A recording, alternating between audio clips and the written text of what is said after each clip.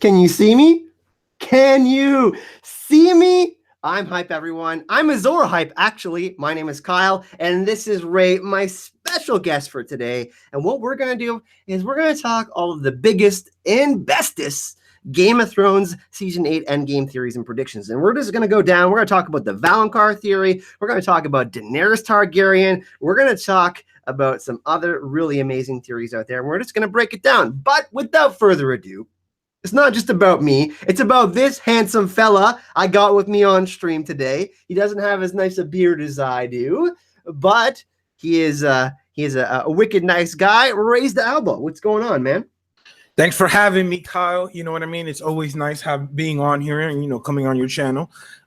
Here to go against the grain on those endgame theories. I'm happy to talk endgame theories because I just like going against the grain.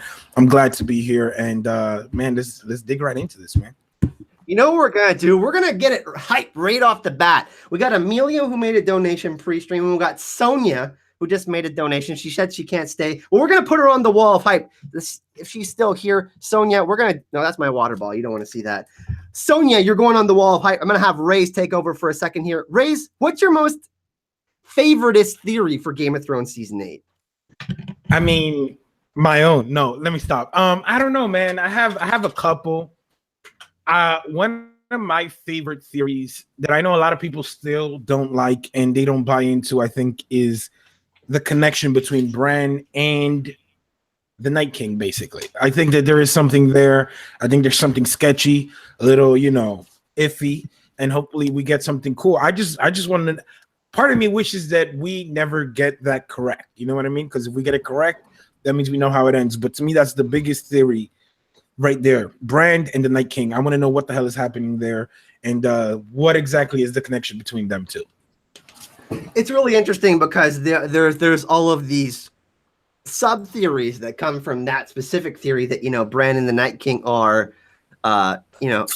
the end game. Bran becomes the Night King, or the Night King is going to work through Bran, or some sort of Loki trick, where we get tricked in the end of the story where we're like, wow, like, holy crap, Bran, Jaime Lannister is on the good side and Bran is on the bad, these perceived good and bad sides that we have in the Song of Ice and Fire. And I think it's integral to show. I don't think we'll get as much in the show as in the books, but I think it's integral that we at least get some of the story about the backstory about the Night King and who he was, whether he was the 13th Lord Commander, whether he was a Bolton, whether he was a Valyrian, whoever he was.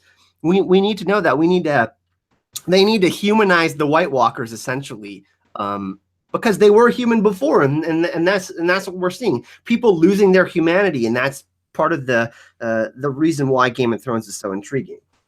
No, yeah, I mean, definitely. When you look at the Night King, it's one of those things that it's like, are you just telling us to look here at the Night King, and is there something that we aren't paying attention to that is really a threat?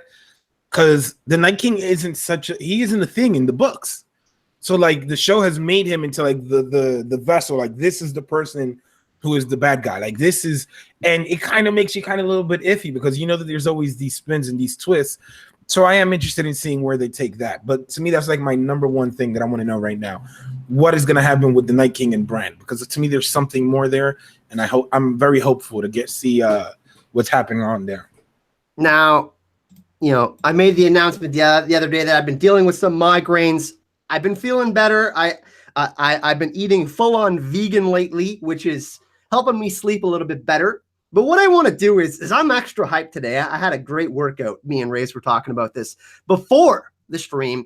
And I want to do some shout-outs in the chat. I see some amazing people. We got AU Packmeal, Chrissy of Oldstone, and we just got a $50 donation. We're going to get into that for a second. Chris Preston. Oh, we got Preston Roach, Chris Weisenberg, Jordy Jedi. We have Angie D, Peter the Noble. Oh my God. We got Travis Eisenhart, Bubba Husky, Forrest Blurta, Polly Esther. Yeah, you're always dropping those shades emojis, my man. Oh yeah. Wonder Girl. And a bunch of really other Lady Lotus, Rough Girl, Tina Sarah, Black Wolf. Guys, I'm too hyped today. I'm like, oh, it's super. I don't know. I don't want to scare Ray's. He's like making faces right now. It's like, yo, has Kyle had an energy? Has he had the pre-workout after the workout? Is that no? That's not what happened. But I think Rays, we gotta acknowledge this $50 donation, man. Like you were part of the last donation train. Like these people, dude. No, they go ham. They go ham. I mean, they go in for you, man. Damn. So Papa Tab says this for the hype man and Con of Thrones. Have a drink on me. Is Papa Tab still on the wall of hype? I think he is, just because he's always so hype. Papa Tab, you're still on the wall of hype there, my friend, right below Sonia. So if you want to nominate someone to go on, let me know. We'll figure that out for you. And everybody, of course, spam those fire and heart emojis in the chat for Papa Tab. Now, we're going to get into a discussion here, Rays. We said we were going to try to break down some of the biggest theories. Obviously, there's a certain amount of storylines that have to get wrapped up in Game of Thrones Season 8. And we were just talking about Brandon the Night King. We're actually going to get back to that one last because I think that's going to be something that's going to be shown last in the show. But where do we want to start? Let's do we want the chat to decide, or did you have a specific one? Because we got Daenerys, we got the Valonqar theory, the Cleganebowl is another big one. Obviously, anything concerning Jon Snow is pretty big. I mean, yeah. I mean, I personally would like to start off, I think, with a pretty simple one, the Valonqar. You know what I mean? I personally have a lot of thoughts on the Valonqar. I have days that I'm swayed one way. I have days that I'm swayed another. But personally, I do not believe that the Valonqar will happen. And if it is going to be fulfilled, it won't be fulfilled through Jaime. Because I kind of came to terms last season. I was like, you know what? It's going to be the way that everybody thinks it's going to be. It is going to be Jaime is going to kill Cersei because, you know, she's gone crazy or whatever. And I feel that sounds great on paper. But, I mean, it has to be Cersei messes up. Like one of my favorite things about Tyrion is when Tyrion says, you're not, was it Tyrion, was it Tywin? I don't remember right off the top of my head right now. When he says, you're not as smart as you think you are. Like, right? So it has to be something, I think, that she makes a decision. And I think the decision that's going to break the camel's back, I think, is her working with Euron. I think that Euron will be the one to kill Cersei.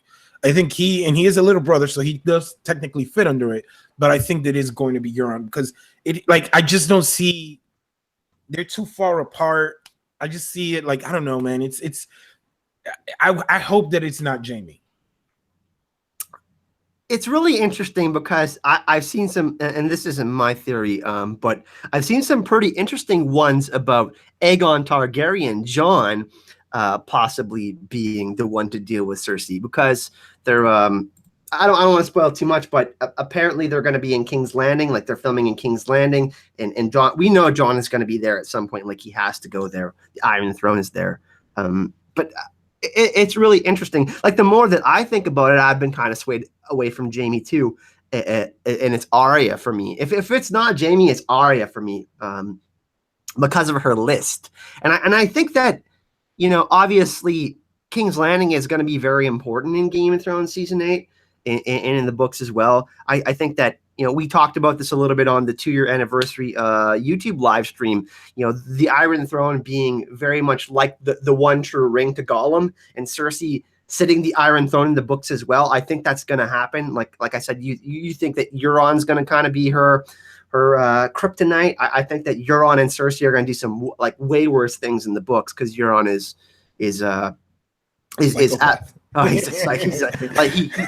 he's way better in the books, people. And for those of you who've read the books, know that the Forsaken chapter tells it all.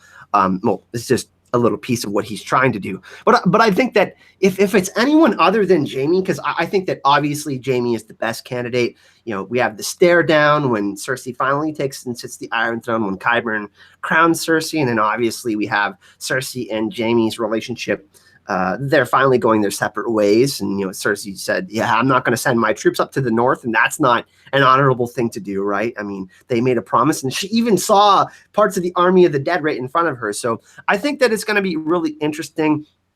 And, you know, Arya is the personification of death, and I you know, I don't know. Arya is George's wife's favorite character, so I don't know. That's kind of like, and you know, Cersei's like the most hated character, I think, other than Sansa. I don't know, but you know, I mean, as far as villains go, I mean, Ramsay was hated, but Cersei's got to be the most hated, right? I mean, yeah, as of right now, because even Euron hasn't a kind of endearing thing to him. Like, you know what I mean? He's kind of like a buffoon, the way they have him on the show. And he's kind of like a joke. He jokes a lot. You know what I mean? He's kind of intimidating, but he's kind of crazy. You know what I mean? He laughs a lot. One thing that is interesting about the whole Valonqar thing, especially on the show, is too, they cut it out of the whole scene with Maggie the Frog. You know what I mean? So I'm not sure if it's so that they wouldn't telegraph it. Like, you know what I mean? Like, yo, this is what's gonna happen. Maybe it was because of that, or maybe it's something. You're talking else. about the word Valonqar, right? Yeah. They never mentioned it. They never about the throat, wrapping their hands around her throat, and none of that. Like, so they know they cut it out before that. They cut it, if I recall correctly, because I haven't seen it in a while. Yeah, but like, to me, that has to be for a reason as well. But I've heard so many awesome theories. I've heard Euron, I've heard Arya, I've heard Jaime. I've heard even the Hound, I think once I heard like a while back. I just think that Euron would be like the most in tune once he probably gets what he wants. Like, let's say if he were to get Cersei to marry him, you know, then he would be like, okay, now I have a claim to it in some way. And now I'm just going to one off you because you don't want to do whatever I want anymore. You know what I mean? So that's like the way I could go. And then it would be a little bit more. Yeah, definitely. I could definitely see that. I mean, like I could see, like I was going to say, I could see it a little bit more epic, something between Jaime and Euron, like a confrontation between them. Like, you know what I mean? I don't know. Like, I think it's because they're kind of building that up too. You know, the whole Jaime and Euron square off, in my opinion. Yeah, it's going to be really interesting because, you know, I see people talking, and Chrissy of Oldstone brought this up in the chat, the word Valonqar being gender neutral. We hear Missandei bring up the prince that was promised prophecy also being something that can be interpreted for a woman, and we hear Maester Aemon speak about that as well. So I just find it so interesting because George likes to layer things like in multiple ways, like in threes or sometimes like, you know, in two ways. And I think that, you know, the personification of the stranger, if we were to associate one character with death, the stranger being, you know, the unknown god in the Faith of the Seven that represents death, which is gender neutral. Death doesn't really have a gender. It comes for us all, right? So I think that's really interesting too. That sort of sentiment, like, is George planting that seed too? And will we see like Jack and Hagar come into the scenario too? Like, are the faceless men going to be something that's going to influence that particular storyline? Because we know that Tycho Nestoris, the actor that plays Tycho Nestoris, will be returning for 3 episodes in Game of Thrones season 8, and the Iron Bank and the Golden Company is going to be something that's influential in the final war, or at least in King's Landing. So that's going to be really interesting too. Like, is there something hidden there that we haven't seen that will, you know, confirm it for us? But I think those are the 3 best candidates probably. You know, Euron, Arya, and Jaime. With Tyrion, you can throw Tyrion in there, I guess, as well. Yeah, because you like, it's funny because in my mind, over the last couple of years, I've gone through like a process. First, it was like it has to be Tyrion. Then I went to Jaime, because, you know, those are like her brothers. But since like you said, George tends to put things a little bit, you know, smoother out there. He doesn't like hit you over the head with things. I would imagine there might be someone unexpected. You know what I mean? And it's interesting too because, you know, like, we got the 3 heads of the dragon. We got you know, multiple prophecies that use 3, the number 3. And I think that if we're going to do the Cleganebowl thing, wouldn't it be interesting if Jaime, the Hound, and Arya, the 3 of them, were integral in Cersei's death? Because in order to get to Cersei, they're going to have to go through the mountain. So I think that, you know, while stuff is going on in King's Landing, we could totally have the Battle of Blackwater 2.0 between Theon and Euron and that sort of thing going down. And then we can totally have the Cleganebowl going down, and then Jon and Dany are dealing with their own situation. So we can have like 3 battles going on essentially. And then, you know, 3 people are instrumental in the downfall of Cersei. So it's not just one person. Similarly to how I think about the Azor Ahai theory, where, you know, it's actually a transformation. It's not just one person, because the Azor Ahai moment is transformational. Do we have any final thoughts in the Valonqar theory, Ray?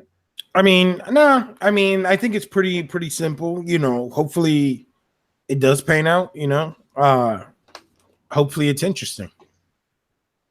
You got a super chat, bro. From By the Rough way, Girl. I just got an email to Angela, donated $25 to the GoFundMe. Thank you very much. I haven't updated the Con of Thrones. Well, actually, it says 37 days. It's actually 33 days until Con of Thrones. So really, really appreciate that. And Rough Girl, you're still on the wall of hype. You said you were going to wear an Azor hype t-shirt skydiving. So you're staying on there for a while because that's super badass. But Rough Girl says, you better twerk at the con. I'll see. You're going to see me there. So here's what I'm going to do. I'm going to give you a little preview. All right. God. Are you guys ready for this? I know you people have been asking for this, but here we go. Oh, it's The shaking. the world shakes when Oh! how it works. That booty.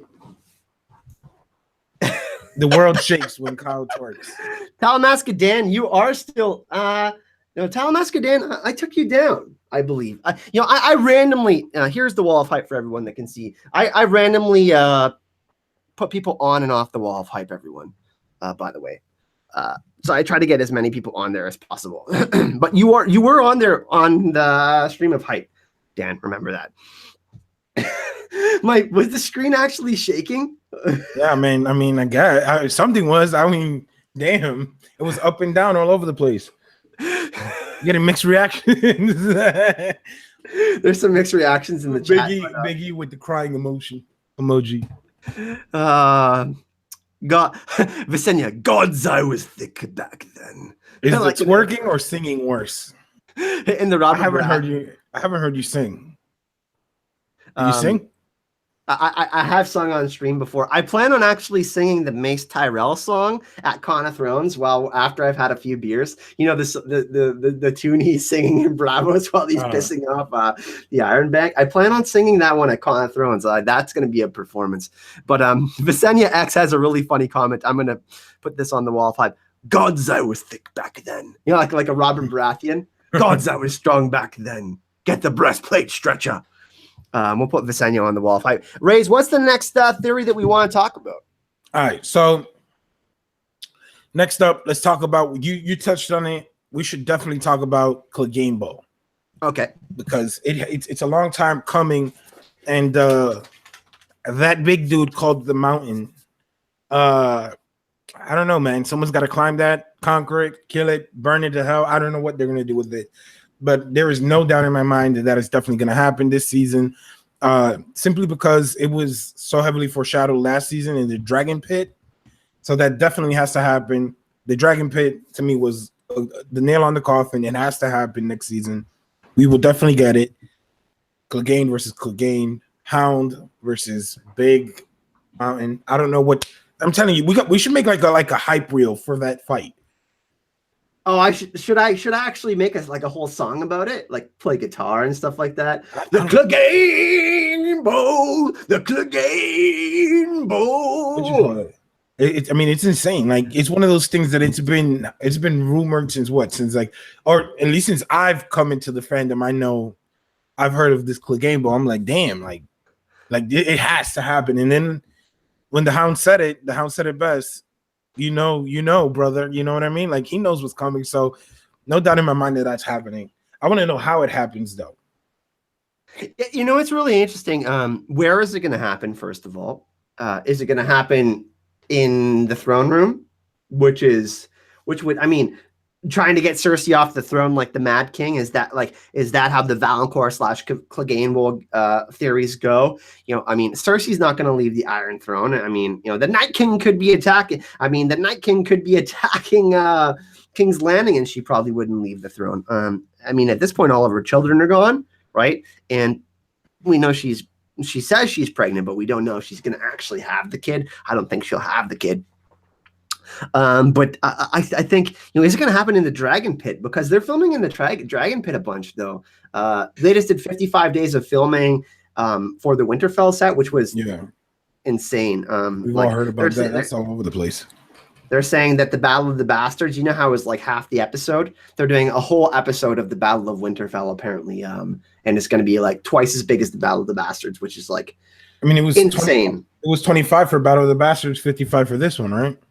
insane amounts of filming there, and people, George, who comes on the channel, he says that's like unprecedented for television, like even movies, like that's up there as far as like epic goes. So really exciting for that. By the way, we have an interview with Paula Fairfield at Con of Thrones, and I'm gonna try to squeeze something out of her because she does all the sound design, and she does the sound design for the dragon. So I'm gonna try to squeeze something out of her, and can't see if we can't get maybe an answer about the dragon, what's going on at the dragon pit. Damn, I really want you to ask her about how she came up with that sound that Viserion made, bro, when they struck him down. Like That'd be a great question too. Yo, like it's crazy how they make that emotion out of like a thing that isn't even real, right? You hear it like screeching. Did you know Drogon was actually made from like a turtle having sex? Part of it, like the sound is actually. You're playing. I'm not playing at all, actually. You joking? No, I'm not joking at all. I saw a turtle having sex once, and it was like, it was just like, whatever. Everybody, plug your ears. Put your earbuds on. No, not joking. She's brilliant, by the way. She's super passionate about what she does. If you want a great follow on Twitter, at Noise Girl, Noiz Girl. At Noise Girl, Paula Fairfield. She does all the sound design for Game of Thrones. She's going to be back at Con of Thrones. We got another super chat before we get back to the Cleganebowl discussion, Rays. And it says, Kimmy Jane, don't know what you think, but Bran's reaction to reuniting with Sansa has me. I really believe Bran's knows something about Sansa. It has to be bad. So you think that it's means that the Sansa's going to meet a gruesome fate, Kimmy? Well, we'll talk about that, and actually we'll talk about Bran after, and we'll address this. Let's finish up the Cleganebowl here. Really appreciate the super chat, by the way, Kimmy. She was on the wall of hype for the hype stream. We just took her down. So if you want to nominate someone, let me know. But back to the Cleganebowl, Rays. I don't know. That's going to be epic too, right? I mean, I thought it was going to happen earlier. But yeah, I mean, definitely you would think. But I have a question. I want to put you a question. In your perfect world, how would the scene go when the Hound confronts Jaime? Let's paint two scenarios. I have just off the top of my head, I have like a perfect scenario, but I want to hear yours as well. The Hound confronting. How would you want it to go down? Yeah, that whole scene, that whole situation. How would you want it to go down? Well, I think that Jaime is going to try to plead with Cersei one last time. I think that's how it's going to go down. And then Jaime is going to realize that, because I think the gates to King's Landing are going to be closed, and they're going to have to sneak in with Tyrion or Varys or Arya or something like. There's going to be some sort of like stealth mission for them to get in, right? Yeah. And then I think Cersei's going to be like Mad King-esque. And Qyburn will be there, and the Mountain will be there, and she'll be locked away in the Red Keep. And Jaime's gonna plead with her because he does care about her, but she's gonna be too far gone, man. She's gonna be like she's only gonna be obsessed about her power and whatnot, and the idea of surviving. And I think that Jaime is gonna realize that I don't know who exactly will be there. I'm assuming it'll be like Brienne, Jaime, Arya, Sandor, maybe a couple other people. And I think that Sandor's like, he's mine. Like, he's going to be like, I got this. You know what I mean? Yeah. But with that said, he's huge and he's undead, slightly undead. And we don't know who else. We don't know if there's going to be like Golden Company members in there. I could see a scenario where there's like a small Golden Company force and the Mountain in there. And then like Arya and Jaime and Brienne are taking out the Golden Company. And then like Sandor's fighting the Mountain one-on-one. Or maybe it's like Sandor and Jaime or Sandor and Arya, something like that. Because we know that Jaime's not going to be the fighter that he used to be. But Jaime's going to be like, listen, I got to get to Cersei and kill her. We need to get her off the throne. We need to evacuate the people of King's Landing. Because the Night King comes here and he grows his army by this size, we're screwed, right? Yeah. I mean, with me, I envision something similar. I envision like a group of people. Because I imagine that the way that the Hound gets to the Mountain, it has to be the same way that the Valonqar. I think that they are kind of linked, right? My perfect image in my mind would be something like Cersei hears that they're there at King's Landing and that they're not on good terms. Like they come to take her off the throne. They kind of make like a run for it. Euron is there, the Mountain, Arya, and they have like a little team. And then I just imagine the Mountain and the Hound get into a fight. You're on Jaime because I think that, again, I think they set that up last season. He hates he hates Euron. Jaime hates Euron with a passion. So I think that they'll split out into their side, and then even though I think Euron would kill Cersei, I would love to see Arya chase down Cersei and Cersei make a run for the throne or something, and Arya just chase her. And then like once she gets right before she runs at the Iron Throne to sit on the throne or something, she just gets her like, no, you're not gonna get it, and then she just kills her. That would be, to me, that would be wonderful. And it sounds sick. You know what would be really interesting too? You know what would be interesting too? I just thought of this right off the top of my head. If Jaime and Cersei, or not Jaime and Arya are fighting over who to kill Cersei. Wouldn't that be interesting? Like, I mean, like, oh my god, like after the Cleganebowl happens, they're still alive, and then Arya's like, she's mine, and then Jaime's like, no, I have to deal with this. This is my problem. Yeah, and they're competing for who to kill Cersei. That would be Jaime might lose that one though. Like Jaime. I don't know, Jaime. You like the way that they made Arya. You know, that would be super badass if Jaime was like, you know, I'll let you have it. Imagine, like, after all he's done to the Starks, you know, I mean, he was oh my god, that would just be like. He's like, okay, I couldn't bring myself to do it, but I'm telling you, like, to me, it would be if Arya could chase down Cersei, and Cersei's just with her funny ass dress, just running, like trying to run to the throne. Right before she gets to, she's like, bitch. Oh man, that would be insane. You know what I mean? Like, to me, that would be nuts. We got some new people in the chat here. Tim says, hey, Kyle, what's up? What's up, dude? The original David Adams. What's going on, man? We got Angie in the chat. I'm trying to scroll. Jean-Luc Picard is in the chat. Sweet. Jean-Luc Picard. AU Pack Meal, of course. We got Nancy Talkstein is going to Con Thrones. Nice to see you. We got this weird guy named Raised. Oh, Karen, the sugar mama of hype. She donated so much that I gave her the title of Sugar Mama of the chat. Sugar Mama. But what does the chat think? Like, you know, is Arya gonna get Cersei? Is Jaime gonna get Cersei? Is it gonna be someone else? Sansa Kitrins keeps on pushing the Sansan theory, and we can talk about that maybe. There's this whole sub Sansa. Talamasca Dan's getting triggered about Sansa again in the chat. Like, just poor guy. I mean, like with Sansa, I have my days. You know what I mean? I have days that Sansa is a great character to me. I have days that she's an extremely annoying one. I don't know. Sansa and Daenerys tend to be kind of like that. I don't know why.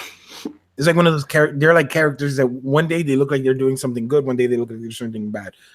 Your sugar mama of hype just gave you a dude. I like to need. I need to like give her a piece of the empire of hype, man. Like I don't know what to do anymore. Is like, that Karen Richmond? Yeah. Oh yeah, she's my Patreon.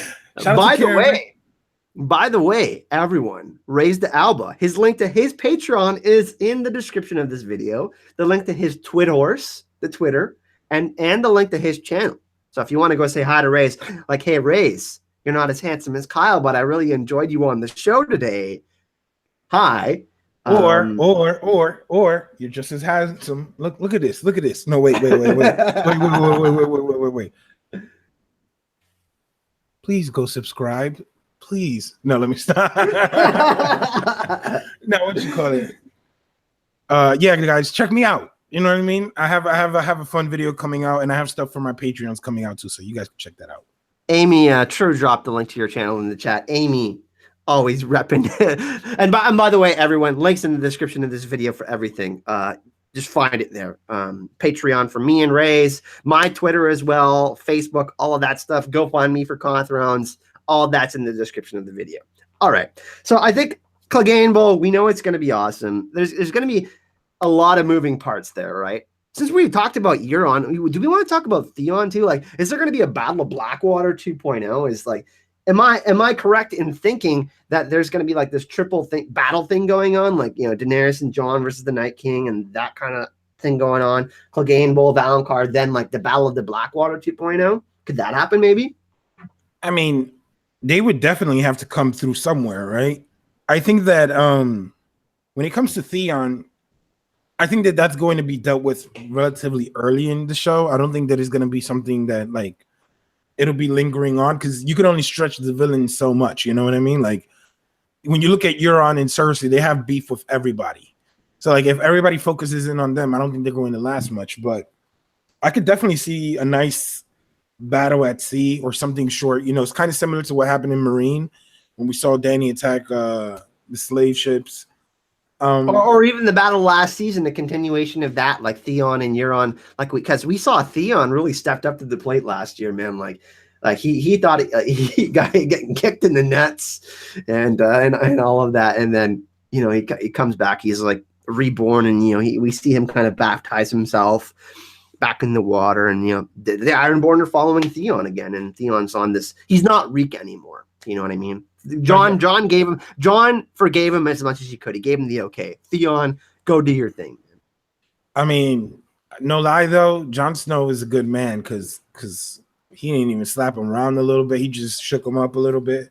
I mean, he was just like, I'm so tired of all of this, man. He's just because like listen, there's all of this bad stuff going on. He like essentially told him to find some level of happiness because Jon is one of the people that hasn't had complete happiness, and I really hope he's one of the few characters that find it at the end of the series. I don't know if he will.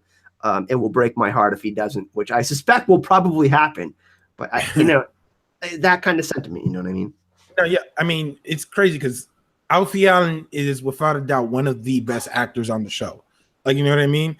And he's been like the last 2 seasons, he's kind of been relatively underused. You know what I mean? I don't feel that they've given him anything much, like, you know what I mean? But I'm telling you, anytime he regresses to Reek, it's like, damn, like, yo, he really looks like a beaten dog. And to me, one of my favorite scenes, one of the saddest scenes, is when he's telling Ramsay that his father died in King's Landing. Like, to me, that scene was like, damn, wow, man, like that shit. Even when you watch it now, to me, that shit hits home. So when you look at that, and Jon forgiving him, I definitely think that Theon is poised for a big, 180. I think he's going to turn things around, and I think he's going to do what needs to be done to get his sister back. There's some great points in the chat. Papa Tab says Theon went through hell to be reborn. Great point. Yara needs her tongue for the ladies. One interesting thing that could happen is that Yara could lose her tongue, but still be able to reproduce, and Theon could be kind of like her voice, and they could be like a tag team. You know what I mean? Like, Yara is able to reproduce, and Theon's able to be the voice of the Iron Island. Like, because Theon was trying to get everyone behind Yara anyways, and he knows what she was trying to instill. And we know that Yara made the agreement with Daenerys that they would kind of abolish some of the things, the raiding and some of the other practices that the Ironborn have had for a long, long time. So it'll be really interesting to see if one of them bites the dust. I actually think Theon is going to survive the whole series. It's also possible that he has a bastard with the captain's daughter. We saw that he was having a little fun with her. He told her to, not smile, which is kind of a different thing to do. But I could see a scenario like that going down where Theon. Now I'm thinking about when he said not to smile. For some reason, I just envisioned like Johnny Depp, like doing a kind of like face. I don't know. I mean, this whole pirate Theon has been punished enough, but some people will argue that they want him dead, which is cool. I'm personally a fan of Theon trying to redeem himself. I mean, there are characters that have done a lot worse than Theon on the show. Jaime, Cersei, Ramsay. Of course, I'm saying like really, but Jaime is on is of course redeeming himself as well. But I don't think that Theon deserves death necessarily. I think he will die, but I don't think he deserves death. Yeah, I mean, in these kinds of situations, I mean, when we see people imprisoned in our world, having to reflect on this for the rest of their life, this kind of treacherous stuff. You know what I mean? I mean, he beheaded Roderick, who was a good dude. I can't deny that. Karen Sugar Mama of Hype, Karen Richmond says, she says there are worse things than death, and Theon has been through several of them. Yo, that is true. Because I've God seen your knows pecker. I've seen your pecker. You can't be a god. what you call it. God knows that I would be like, open up earth, just take me. Just Jesus, take the wheel. Just go ahead. Like, that is like legit real. I'm telling you. I wouldn't want to live without my Pecker. Lincoln. I've seen your pecker. You can't be a god. I've seen your pecker. You What you can't call? be a god. No, yeah, that. Oh man, just me even thinking about that, just like, oh man, oh, no, but definitely, Theon. So, chat consensus. Can we come up with a consensus if we think Theon is going to survive the series? Is that he crippled, like the idea that the cripples, bastards, and broken things inherit the earth, and then the dream of spring happens, where kind of like the story of Ragnarok, where this big battle happens, a bunch of people die, and then people move on and they rebuild.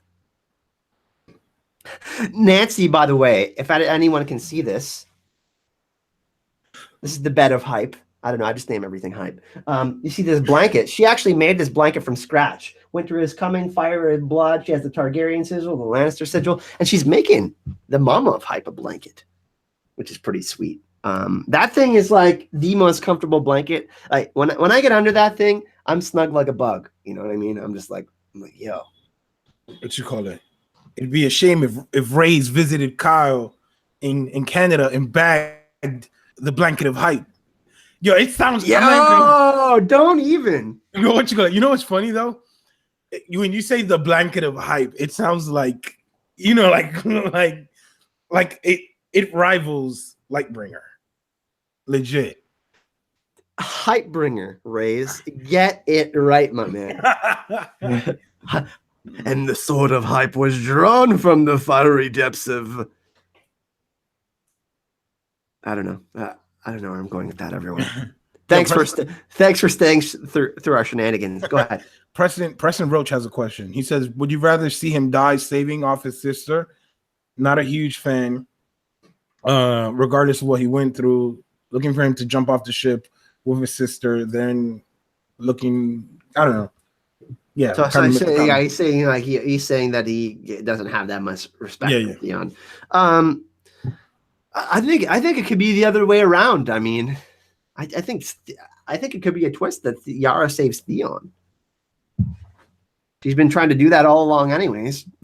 All right, and then, but what in that moment where she does save Theon, Theon gets to kill Euron, and Yara gets to witness that, or at least have an idea of that. Yeah, I think he might. That would be like the good guy way to go out, saving best case scenario. Yeah. The fiery depths of the blanket of Azor hype. Yeah. It's really beautiful out today.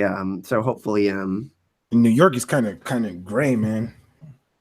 Where do we want to go next? We spoke about the Theon Greyjoy's ending. We haven't spoken about Daenerys yet. We can talk a little bit about what she saw in the House of the Undying Vision. By the way, everyone, for those of you that don't know, we got a podcast tomorrow, me and Gemma, the Citadel of Hype podcast, and we got a special guest, and we will actually be discussing Daenerys Targaryen with a Lucifer means Lightbringer.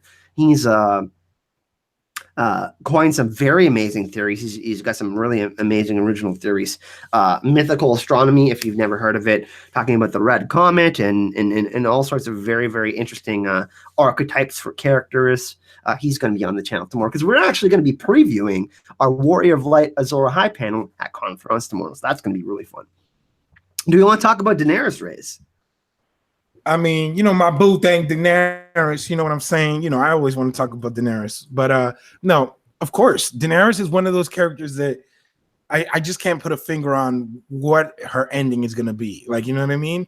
Because any ending that you give her to me sounds like a cookie cutter ending. Like, I legit have thought of so many scenarios for Daenerys and situations, how things could play out, that I don't know if I could come up like for example, of course, you could play into the Azor Ahai thing, point of view of it all. Like Jon might be Azor Ahai, she might be Nisa. She dies, he saves the world. But I did in the video, I just think that would be kind of like generic if it were to be like that. I don't know. What you have any thoughts on that? Well, I mean, Daenerys as an archetypal character, she's not that traditional female character, right? Yeah. And it's interesting because if we take the elements of ice and fire, water is usually female and fire is usually male, more masculine, right? But obviously, George doesn't do one for ones. Fire represents life in this case in the story, or seemingly represents life, and ice represents death or not death. This purgatory-like state. So it's really interesting to see where they go with her character, and we're going to talk a little bit about this tomorrow. I mean, Jormungand, if anybody knows about the story of Jormungand, Daenerys talks about breaking the wheel all the time. Jormungand is the serpent that encircles the world in the story of Ragnarok. And I think that if we take a look at Daenerys' storyline, she's definitely been full circle. You know what I mean? She's went from Westeros, went to Essos, coming all the way back, and she's finally trying to get to the Iron Throne, right? Yeah. And then this leads us back to the House of the Undying vision. So for me, it's like, what did she actually see? And I think that she actually saw Jon Snow as a baby with Khal Drogo. I don't actually know if that was Rhaego. That it kind of did look like Jon Snow, don't you think? I think it was her son. Like, you think it was Rhaego? Yeah, I think it was Rhaego, or what she imagined it would be. You know what I mean? Like what life would have been if she would continue. I mean, I've always been of the thought too that could have been foreshadowing her death. Like she never touches the throne. We see Snow on it. Jon Snow stays king. She never touches the throne, and then she ends up at the war, which is technically what did happen last season. She landed in Westeros, never went to King's Landing, never sat the throne before going to the wall.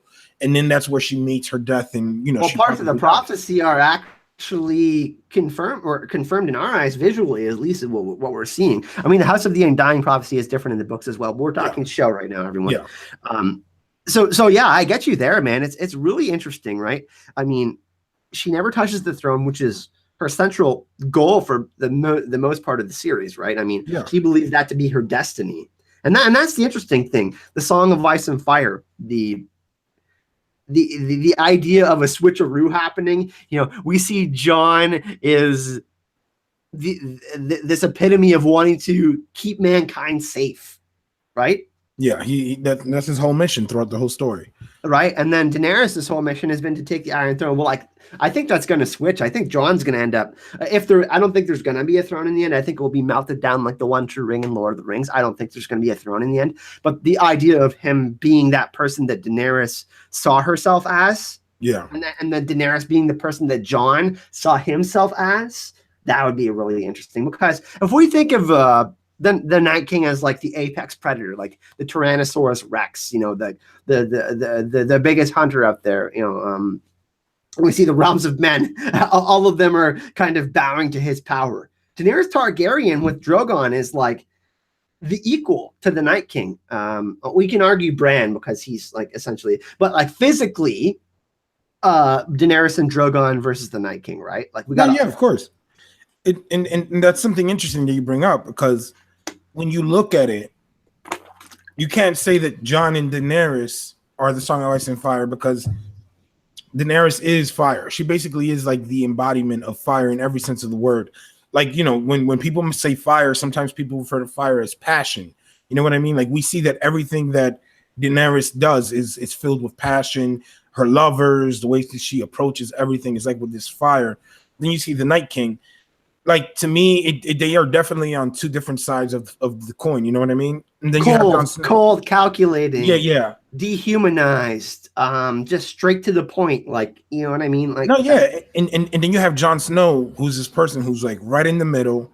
He's looking at like a bigger picture, and it's funny because I kind of conflicted between the two, right? Yeah, like he definitely is like thinking about what his duty is, especially after last season, what he has to do, what his mission is, and what's right, and then like what he wants to do. Like, to me, it was so interesting in season 6, and when he gets revived right before Sansa gets there, he's like, "Oh, I'm gonna go somewhere warm." Yet he knows that what's coming. He knows, you know what I mean? What happened beyond the wall? He knows of the Night King. He knows of the dead. and he still wants to like do his own thing. He wants to. So to me, that was very interesting, and it tells me a lot as to what Jon Snow might want to do once he finishes with the whole war for the Dawn. You know what I mean? Like if he does survive, what does he want? What is it that he wants to do in life? And to me, that was very telling. I think he would want more of a normal life. I mean, are him and Daenerys going to have a kid? I think he would want more of a normal life because even though he grew up as a bastard, is that a better life than what was going on with these this hereditary monarchy? You know what I'm saying? Because that's going to change, right? Yeah, of course. And everybody say that there's going to be a pact and it's going to repeat. It's not. Okay, people, just listen to me. But I think that this to me, I love what's going to go down, everything else, but this to me is like, this is what I want to know the most. What's going to happen with Jon and Daenerys? Because in the beginning, we didn't think of them as the central characters, right? It was like Ned Stark and then Tywin and all, and then that really changed. Of course, we learned later on that Jon and Daenerys were going to be these central points of each part of the story, Ice and Fire. Now, Laura has something really interesting that she brought up. We know that Daenerys is going to be there at Winterfell with her forces, and Jon's going to be returning to Winterfell. How is he going to find out? Like, who's going to break the news to him? Like, is Howland Reed? Like, because Howland Reed, there's tons of theories about how he's going to show up. He's going to pop the question, "Hey, Jon, I was there at the Tower of Joy." Boom. Laura D says, "What about the crypts of Winterfell? Can we talk about that? Is there anything that's going to happen there?" And for me, and this is my thought, and I'll let you have yours, and this is second race. I think that after Jon finds out, where he's going to go, it's not going to be the crypts of Winterfell. It's going to be under the heart tree where Ned used to clean his sword. And we're going to have that moment where Daenerys is going to come to Jon and sit down with him, just like Catelyn did with Ned when he found out that Jon Arryn died. Yeah. So I think that there's gonna be these reflection points that we see all within the season because they have to wrap everything up, but moments that happen in history that we're seeing reflected through these other characters. He's going to reject the idea at first, but then once he realizes the sacrifice that Ned made and that his parents were gone and that Ned did the best he could, I think he's going to suck it up because he knows he has to. Some people might think differently, though. What do you think about that? I mean, do you think that they're even going to tell him though? Do you think that, because like I'm kind of the mindset that I don't know if they would tell him. Like I'm mixed between it because you would want that as a drama, like for just the drama of it. You would want him to know going into war that he is the rightful king of Westeros, right? You would kind of want him to like, oh shit, I'm destined. Like, because Jon Snow knows that he's supposed to be something or someone. Sorry for the truck. It's like I just heard it. No, it's all good. What you call it? But Jon Snow knows that he's destined for something. He hasn't embraced it. We've seen Melisandre, we've seen Beric tell him, like, you're here for a reason. Like, there's something to you. So it would be interesting to see if he embraces that during the war. Like, yo, I am the rightful king. I am this hero, this prophesized person, whatever. And it would be very interesting for me to see that happen. But it would also be interesting to see the dynamic play out between him and Daenerys. But then you could also go the route that they might not tell him until after everything. You know what I mean? Until after the war, until they deal with the Night King and everything, and then they have to deal with Cersei, because it kind of does become a little bit more relevant to the story that we need a king, or we need someone to take this spot, this place, and you have the right claim and you're this person. You know what I mean? So I could definitely see it going either route, but I would prefer the drama side, him finding out early on. But I don't know. Do you really think Howland might come out this season? Like he might pop up? Yeah, some people are saying in the chat that he's going to pop up around the Battle of the God's Eye. If there's going to be, I mean, we're assuming that Bran probably has to go there to get some sort of like knowledge of something, or enter that's the Weirwood net. Like that's if they have any, if there's any knowledge, he has to go there, right? Yeah. Like, there could even be Children of the Forest still there. Who knows? We don't really know. It's still interesting. Every time that we could get that little bit of extra lore, I think it's dope. It's something interesting, and we should always be happy. There's Talamasca is getting triggered by Sansa again. I love Sansa. Wait, I love Lamp. That's gonna be an interesting one. Helen Reed, like if they don't include Mira, that's the rumor that she's not even included in season 8. I'd be really pissed about that. If they didn't include the Reeds. They kind of don't need him now, though, with all this going on with Bran and Samwell, right? I mean, Yeah. that's the thing. I don't know. Like he's going to be important in the books, unless George is a huge troll and he pulls like a complete 180 on everyone. It's like, Howland Reed doesn't mean anything. I mean, hopefully, I would hope to see him just because he is been sugared around the story. He's just been sprinkled around here, around there. But it would be nice to see him. You know what I mean? When all these big lords come, because to me that was my number one criticism of the Dragon Pit last season. Right? We only have Jon, Daenerys, and Cersei. These three factions. I wish we could have had more interaction between smaller lords. These very opinionated lords in the north and like people in the south. So hopefully they give us that little extra. Hi, I'm Howland Reed, even, or like we need to talk, and then just like you know what I mean. Something funny. I love how you dropped that. Hi, I'm Howland Reed, everyone. I mean, for real, just like a little hey, how you doing, Mr. Reed, Howland? Yeah, we're gonna put some people on the wall of hype. We're gonna put Laura D, Amy True, and who else we're gonna put on there? We'll put Aaron on there. Laura, Amy, and Aaron are going to go on the wall of hype. Race, what do we want to talk about next? I mean, Bran. We'll talk about Bran at Samwell. We can talk about Samwell. Oh, I have a video on Samwell coming out this weekend. I'm pretty hype about. It's going to be interesting. Samwell Tarly is one of those characters that he just pushes so many narratives forward and stuff. So I'm really interested in seeing what happens there, guys. But yeah, man, let's get some shout outs. Shout out to everybody. Yeah. Shout out to everybody in the chat, holding it down. Yo.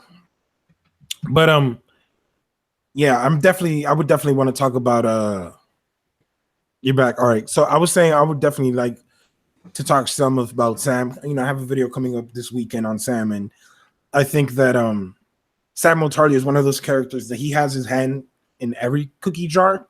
You know what I mean? It's funny too, like I did not notice. I didn't notice how much of a kleptomaniac Samuel Tarly is. Stealing things everywhere. The Fist of the First Men, all of that, right? Yeah, and he's just. But I mean, he's definitely going to be Endgame material. I think that he's going to discover something. I would love to see him interacting with Tyrion. Like that's one of those interactions that I really want to see, especially after what Daenerys did to his pops and brother. But there's definitely interesting stuff there. I want to see a Jon Snow Sam reunion. Like I wanted to see it last season. I wanted to see it so badly. I wanted to see Sam be like, "Yo, so how was it getting stabbed? Like, how did that work? Like, could you explain that to me? Like how that worked? Like, because he's always so curious and stuff. I would have loved to seen something between them last season." Do you like the idea? And people are saying get Rays on the wall of hype. He was actually on the wall of hype last week. So Rays, I'll get you to nominate someone from the chat while I'm dropping something here. But do we think that because the narrator theory, everybody likes because George is influenced by Lord of the Rings, the idea that a Frodo or Bilbo Baggins is writing the story. I've seen some people say Davos is writing it, or Tyrion. Those are also good options. But Samuel being the narrator of that story, the Song of Ice and Fire, and he's in a maester at Winterfell, or he's telling the story to kids, or he's putting this book in the Citadel. That can be like the final scene of the series, like Samuel's putting the book at the Citadel. You know what I mean? I don't know. What do you think? You know what? I'm gonna drop this one on you. I never heard this. Yo, you got two what you call it? Karen Super Mama of Hype again. I said Super Mama of Hype, Sugar Mama of Hype. Let me get it right. Samuel reminds me of Samwise, which would make Jon Frodo. Will Sam be the one to enable Jon to do what he does? It needs to be done like Samwise did for Frodo. So that would be interesting if this is where you're going with it. Samuel telling Jon that he has to kill Daenerys, that she's Nisa. Imagine that. Jon finding love again and finding some sort of happiness, and then Samuel having to tell him to do that. That would break his heart, right? I mean that would be a dark ass spin. Or Samuel telling Jon that when he kills the Night King, he's gonna die, or something along those lines. Something that's really, or like Jon having to kill Bran. It's gonna be something that's along those lines of impactful, where it's like, whoa, John's not going to like it, but Samuel's going to say like, you have to do this. It's a sacrifice. You know what I mean? Yeah. Which is, and I see the similarities. I mean, Samuel is definitely named after Samwise Gamgee. Are you kidding me, man? Like he's that loving, affectionate, caring person that we see with Samwise Gamgee in Lord of the Rings. What you call it? I got something for you. Okay. I definitely got something. All right. What was the name? By the way, perhaps in hashtag free ghost in the chat, everyone. Go ahead, you phrase. What you call it? I was about to say, you what's the name of the giant Macumba? Macumba? Oh, Macumber, yeah, okay. Yeah. Macumba is Samuel Tarly, or that's his alias in the story that he wrote, and he had blue eyes.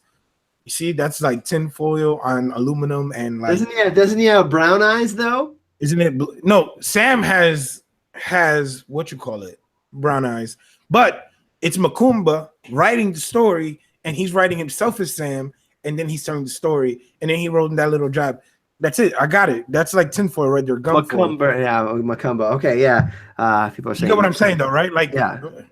I'm joking, of course, but I've always found like that there is something interesting with that theory of Samuel Tarly, and that little thing that when Rob says, that they live in the eye of a giant, because when you say they live in the eye of a giant, it could be the mind of a giant. It could be this big person. It could be this big personality writing a story.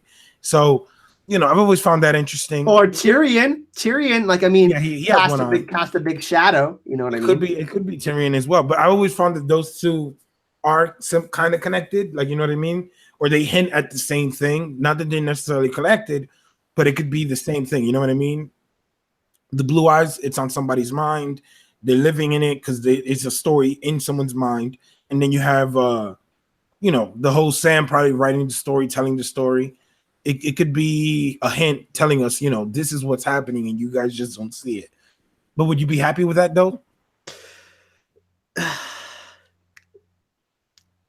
I'm not going to be happy that the series is ending in any fashion, okay? That's going to be really difficult for me. I'm going to cry in the last episode, guys, okay? I'm a softie, all right? I cry about things. Like Captain America is going to die in Avengers Infinity War next week. I'm going to cry in the theater. It's going to happen, okay?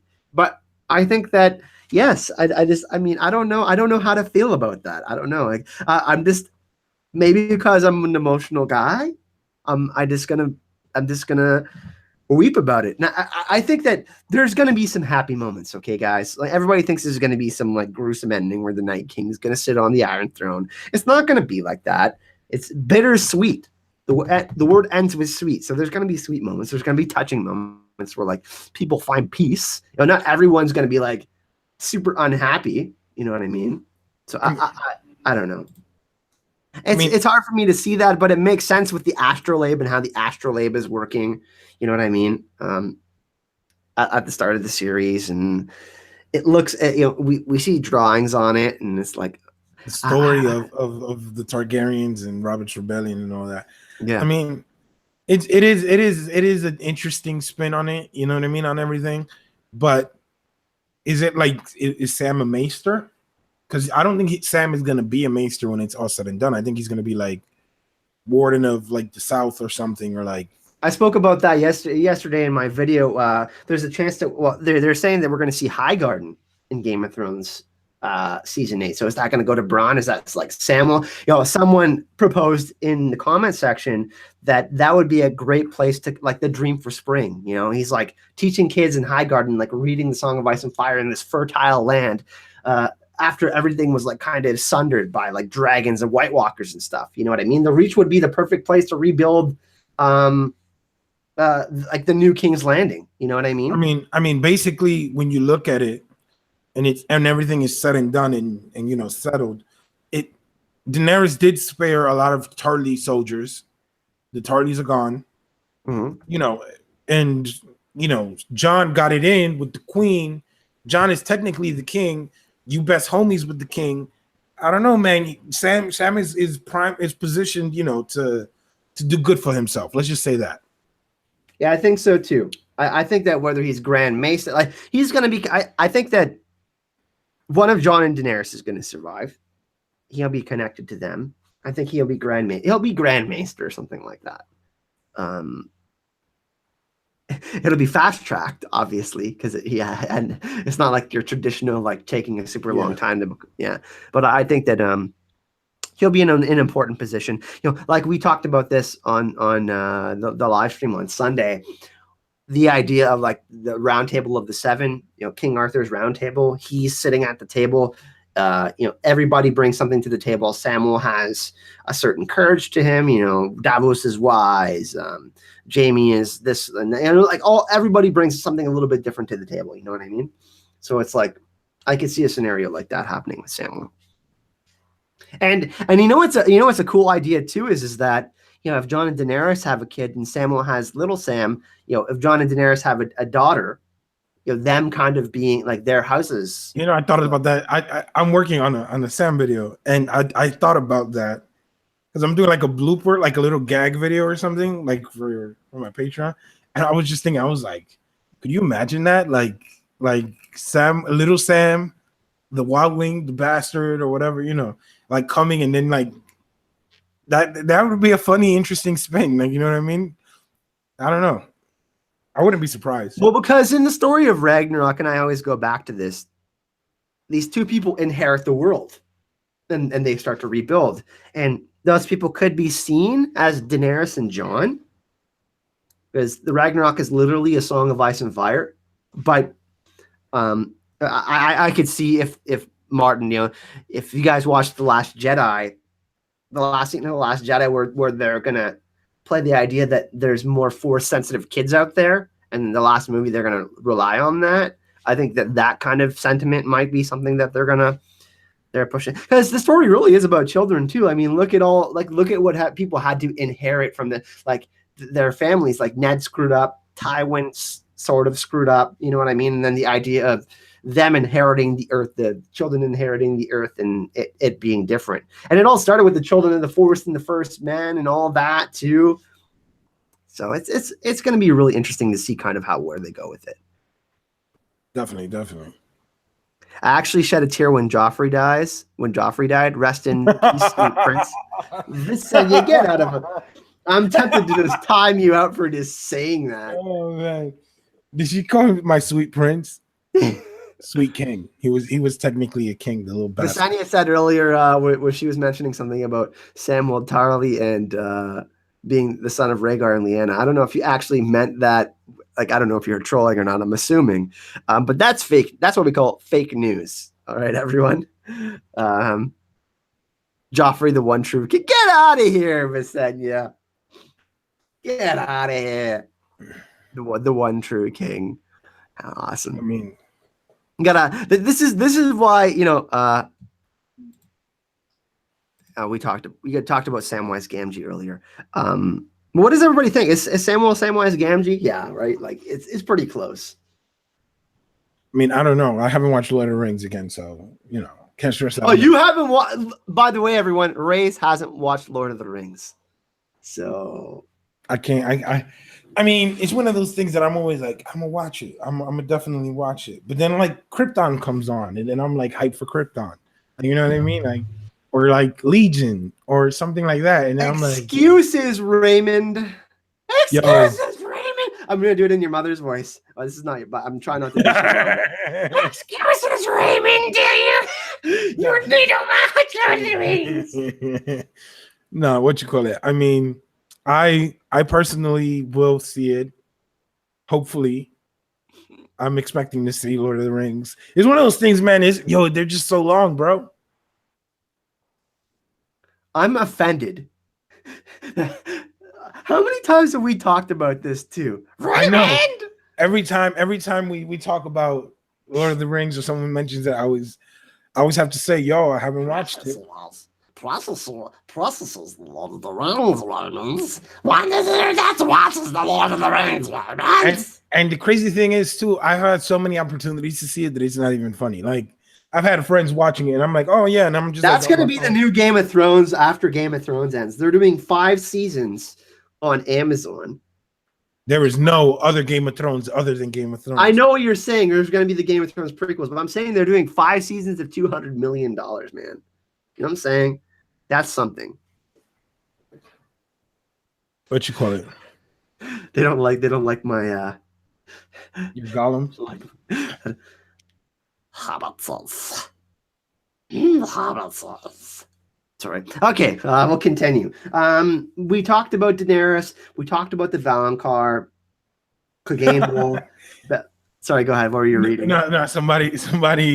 The Tam 013 says, Rays, you need to set aside a weekend for Lord of the Rings. Then your life will be even better. No, I'm telling you, you gotta watch they have all the extended versions on Netflix, man. You gotta watch them. They're really good. They have them They're on like Netflix. 4 hours each, yeah. No, I don't think they have them on Netflix in the US. Like I think I've looked them up. I think they have maybe one. The Return of the King was on. I was checking it out yesterday. I almost watched it. I was like, and then I ended up watching Punisher season 1 again. But try to watch as much Marvel stuff lately before. Oh yeah, definitely. By the way, got my tickets for Infinity War for next Thursday. I'm going to see it in 3D at 8 p.m. And then me and Gemma are actually going to be doing a full review spoiler on Saturday. Next Saturday on Gemma's channel, we're going to be doing Infinity War. We're going to be reviewing that. And I was talking to Gemma today. She's like, I've been watching. She's like rewatching all the movies. She's like making all these funny quotes and like, yo, but no lie though. The Ibambe. Yo, every time that comes on the TV, Gemma's been trolling me with that, okay? Gemma's been trolling me with that. She'll just message me and say, Yibambe, and she'll just say it, and I'll be like, Gemma, and she'll leave for like 3 hours or something, and she'll come back, Yibambe, and she'll troll me and just like message me with that. That God, I don't know even know. It means to the, I think it means to the front line or something. It means like to fight. Whatever it is, man, it sounds dope. Like, let's do this shit. Like, yo, let's do this. We got about 15 minutes left in the stream, but I think we can cover maybe another theory before we leave. What do we want to do? Sansa's off the table because that'll trigger Talamasca Dan. What are some other really good ones? All magic is gone. How about that? Children of the Forest, Night King, dragons, direwolves. Is that a thing that's going to happen? Or is all the magic going to be gone at the end of the series? I mean, magic is one of those things that I think it's like relatively like, you know, like you don't, who has magic? Who there's like certain little groups that have that power. So I don't think that it's going to necessarily die out because I don't think you're going to kill all the faceless men. I don't think you're going to kill all the direwolves. I don't think you could reach all of those. Like, you know what I mean? But I do think that they will go into like a recession type. Like, you know what I mean? I think it is going to regress a little bit. I don't think it will be such a big thing. I don't think that those powers will have the same pull that they do now. We know that they say that when the dragons came out or returned, you know, that there was more magic in the world. So I do think that it might, you know, tone back a little bit, but I don't think that necessarily, because the way that I've always looked at magic is like a science, it's just unknown or whatever. I think I heard somewhere. So I always look at it like that, like, you know what I mean? It's a different type of science. Hopefully, you know, it stays around, you know, but in a positive way, in a good way, you know? I could see like Bran's physical body dying. I've talked about this before because the Night King touched him. Yeah, if any of you have watched Harry Potter, have you not watched Harry Potter as well, or did you watch Harry Potter? Bro, I've watched all Harry Potter movies. Okay, you know how Harry Potter is kind of like the Horcrux, like him and Voldemort, like one of them has to die. I could see the scenario where like the Night King, where Bran's skin changes into the Night King and Jon kills the Night King, and then Bran's body is lifeless, but he's like in the weirwood net or something. He finds a way to survive, and then like at the end of the series, he's in a raven and like watching Winterfell be rebuilt or something like that. So like that idea of magic still being around at the end of the story, I could see something like that happening, like a small, like, because I don't think it can be final with George. You know what I mean? There's going to be some ambiguity in the ending, in some of these endings. You know what I mean? Mm-hmm. Like George is that's just the way he is. So I don't know. Do you see that as a possibility? Like, you know, the weirwood, like the weirwood net, the weirwood tree, something like that. I mean, it is interesting because in the books, I don't remember which book is it.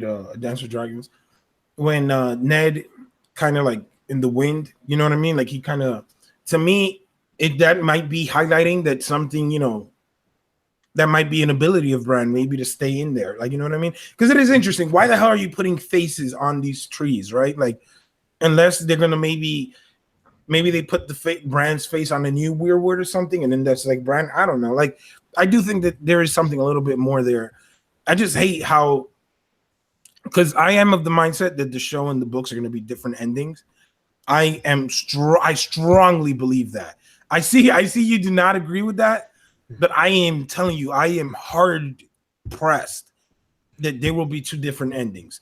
George R. Martin can say whatever he wants, but once the show ends, that will come. Yo, bro, I'm about to start throwing shit. Trust me, bro. That is what's gonna go down. Remember, guys, I disagree you wholeheartedly. I can't see that unless George is a super bitter man. Okay, unless George is super bitter, like I just can't see it. Like George has made so much money off this, man. Like, oh my God, Game of Thrones has ruined the Song of Ice and Fire. Let me call you a ambulance.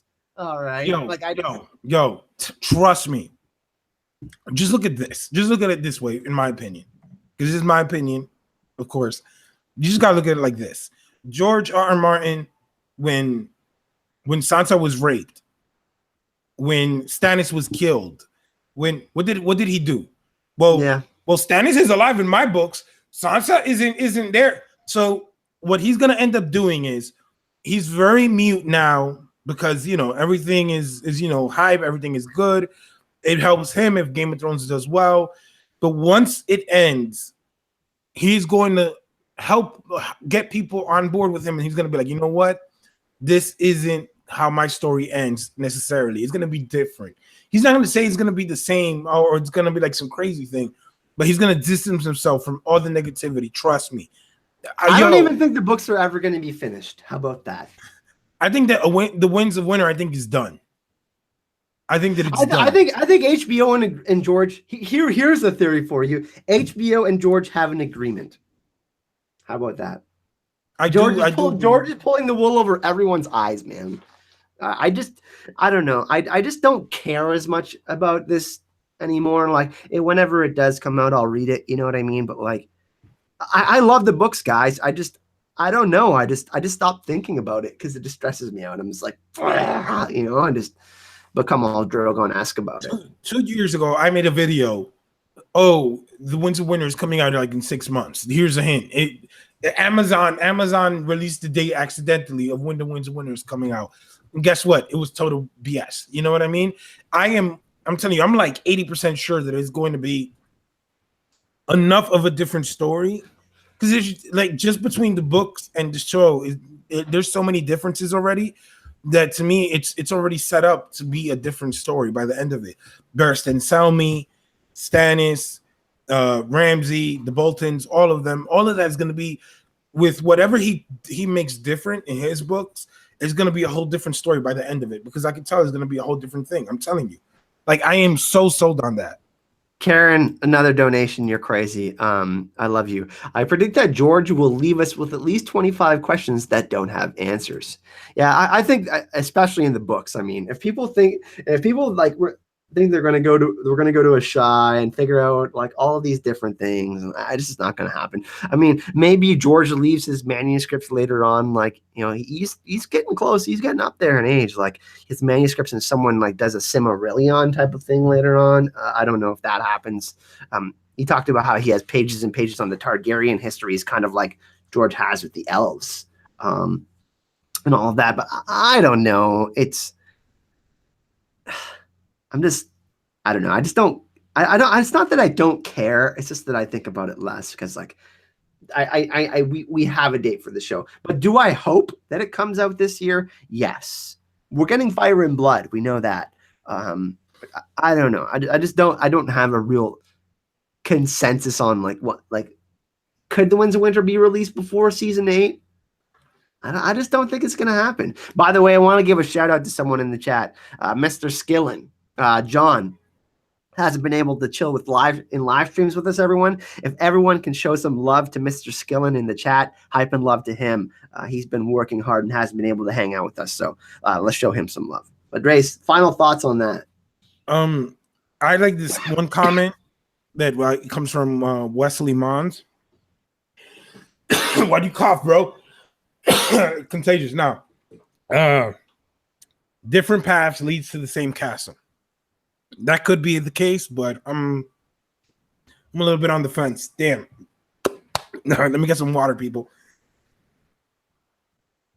Yeah, do your thing. Do your thing. Yeah, I think that, I mean, like is John gonna die in the show and survive in the books? I don't think there's gonna be anything that major. Like, I think that if John survives in the books, he's gonna survive in the show. Or, like, you know, there could be a couple of other characters that die in the show.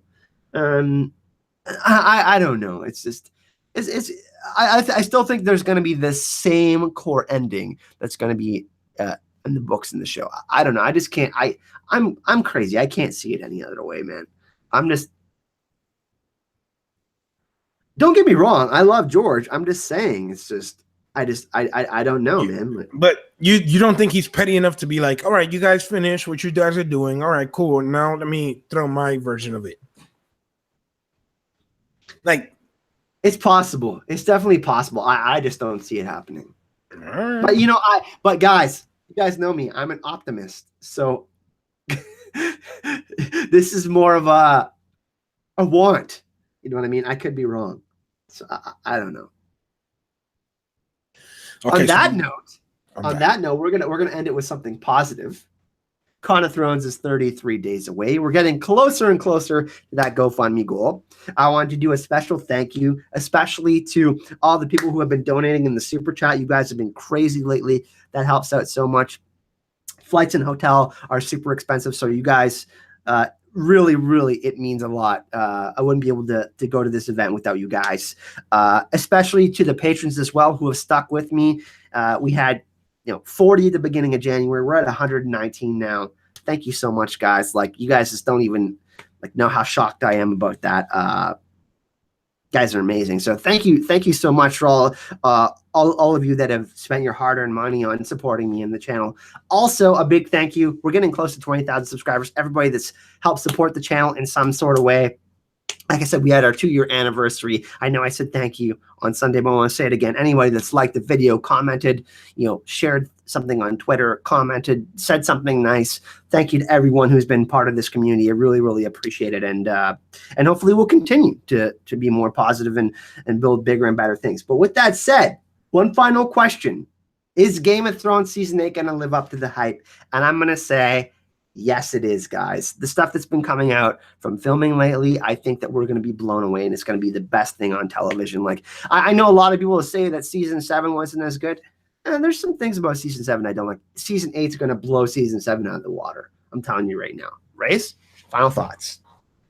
On if it's going to live up to the hype, or you mean just overall? Like, I mean, we have a year in between, so I'm kind of scared that, you develop what you want to see more, but I think that it will live up to the hype, in its most basic form. I think we will get a great story. I think we're going to get great results, a great end to a story that we have years, dedicating ourselves to. So I think it's going to be dope. You know what I mean? Part of me is kind of scared though, but I think it comes with the territory. So, Race, you do stuff on YouTube. You're kind of just getting back into the game. You've been working like crazy. Where can everyone find you? Your YouTube, your Twitter, all of that. All right. You could find me on YouTube at Raise the Alba. That's RAYZ space DE space ALBA, Raise the Alba. And like Kyle said, the link is down in the description down below. You could also find me on Patreon at Raise the Alba as well. I got the 20 good men. I'm up to like 11 patrons. And if you guys would like to support me on there, you guys can check me out over there. And thanks, Kyle, for having me again. It's always awesome being on here. You know what I mean? It's fun. We're kind of like day ones, I guess. We go back a couple of years already knowing each other, which is crazy just even thinking about it. But it's always fun. It's always fun being on here, man. And shout out to everybody in the chat. Thanks for being so awesome and cool, and even supporting the Kyle. Because I can't go to Con of Thrones, but you guys supporting him allow me to see Con of Thrones. So by extension, thank you, Kyle. Thank you guys in the chat for supporting Kyle. And guys, thanks always, man. Thanks, Kyle. Yeah, man. Let's do a quick round of shadows before we go here. Some of the fam. We got the Hype and Love family in the chat right now. Christy of Oldstone, Preston Roach, Talamasca Dan, who hates Sansa, Tina Sarah, Tam Hutchins, Rough Girl, Papa Tab. We got Karen, of course, the sugar mama of Hype, throwing it down. Wonder Girl, Wonder Dog. I hope you're feeling better from surgery. Coach Shay, Nicole, G's name taken, Mr. Skill and Maria, Nox Jin, Mia Ice and Fire is awesome, Mama Ogre, we have Holly Hogan, and yeah, Katrin, Visenya, and Lady Warrior of House Tinfoil. Thank you everybody so much for joining. And if you do want to help support the channel, like I said, it's 33 days away until Con of Thrones. So if you do want to help support the channel on Patreon or the GoFundMe, description in this video if you want to check that out. Of course, if you want to say hello, comment in this video. Let us know what you would like to see in the next live stream. And of course, you can reach out to me on Twitter or Facebook and say hi, and we can chat Game of Thrones. Thanks everyone so much for joining, and we'll see you all in the next video. Hype and Love!